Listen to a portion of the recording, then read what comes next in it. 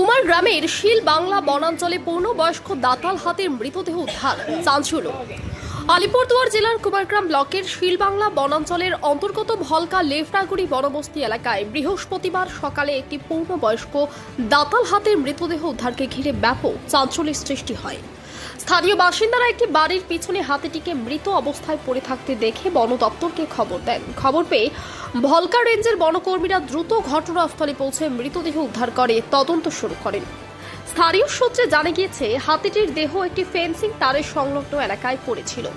প্রাথমিকভাবে স্থানীয়দের একাংশের অনুমান বিদ্যুৎপৃষ্ট হয়ে হাতিটির মৃত্যু হয়ে থাকতে পারে। তবে বন দপ্তরের পক্ষ থেকে এখনো পর্যন্ত মৃত্যুর প্রকৃত কারণ সম্পর্কে কোনো আনুষ্ঠানিক মন্তব্য করা হয়নি। বন দপ্তর সূত্রে জানা গিয়েছে, ঘটনাস্থলের সমস্ত দিক খতিয়ে দেখা হচ্ছে। পাশাপাশি হাতিটির দেহ ময়না তদন্তের জন্য পাঠানোর প্রক্রিয়া শুরু হয়েছে।